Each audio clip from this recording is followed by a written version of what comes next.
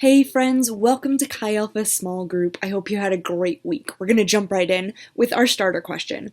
Our starter question this week is, what is your dream job? I would say my dream job has something to do with traveling, which I feel like is everyone's dream job. But really, I would love to travel and preach. I just think that sounds super glamorous. I'm sure that it actually isn't. But if we're talking dream job, that's mine. Okay, so today we are starting our study of who is this Jesus guy. We're going to read from the Bible each week, and when it comes to reading the Bible, there are some important things to know. The first is that the context of the Bible is very different than our context. That's both in culture and in the history. It's just a lot different than ours, so we need to understand that. So first we have to understand what the original audience would have thought before we can begin to apply it to our lives. What that looks like is Jesus talks a lot about different things like fishing or shepherding or farming because it's what people did as jobs in the area where Jesus was from.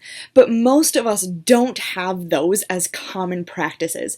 So we have to understand what a first century farmer did before we can begin to understand what Jesus is talking about spiritually. So each week I'm going to bring you some of that history and that culture. And just as a side note, I don't randomly know this information off the top of my head, but I want to give you just some of the sources that I use so you can go and find out more, or if you just want to check them out. One is a book that's called Jesus Through Middle Eastern Eyes. It's something I just picked up and I find it really intriguing. There's a podcast that I listen to called the 10-Minute Bible Hour. Just find that helpful. And then one of my favorites is a YouTube channel called The Bible Project. They just do a really good job of putting the Bible in words that make sense to us, and also just the idea that the Bible is a story. And then the last thing is I use a typical commentary, and the one that I use is called the NIV Application Commentary.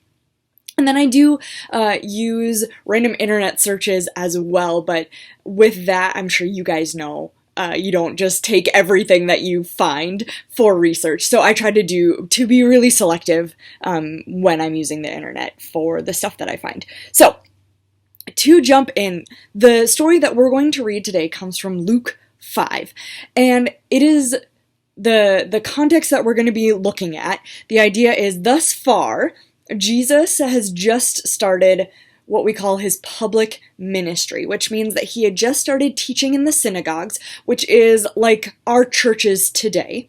And he also had healed some people, which is a huge draw. So people are really intrigued by Jesus, and they want to be close to him and hear more of this teaching that he has to say. The main guy in this story, besides Jesus, is a guy named Simon, who is also called Peter.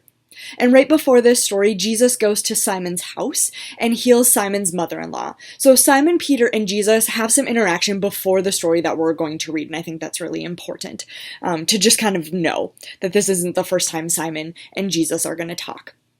This is a story of Jesus beginning to call people to come along with him. The people that begin to travel with him are called disciples. And disciples simply means someone who learns and implements the teaching of a person. Now, Jesus isn't the first person to call disciples. This was a practice of that culture for both the religious leaders of the day, but also in the Greek world, philosophers would call disciples. And so this is, again, one of those ways where we see the culture is just very, very different. So a disciple and calling disciples was a little bit more of a normal practice. This also is a story about fishing, and here fishing was a way of life for the men that Jesus is going to be talking to. It wasn't a hobby, it was the livelihood of Simon Peter. His father was a fisherman, and he was a part of his family's business. And this apprenticeship model was the norm in Middle Eastern culture. It was the idea of, like, my dad was a fisherman, my granddad was a fisherman, and I'm going to be a fisherman. That's just how it worked. There wasn't much movement from whatever your family's line of work was to something else. So that's also just important. You'll see that in our story today. And then lastly is just a little tidbit of information about the lake that you're going to be reading about. The lake, oh gosh, I never know how to say it. It's Gennesaret? I don't know.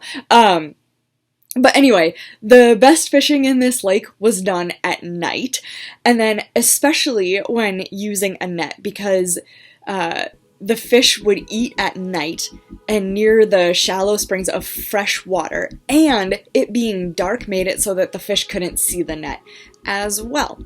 Okay, so those are the things that you just kind of need to know that you're not going to be able to super easily just pick up from what we're going to read today. So we're going to be reading Luke 5, 1 through 11, and you're going to be discussing that in your small group. So have a great small group, and I'll see you next week.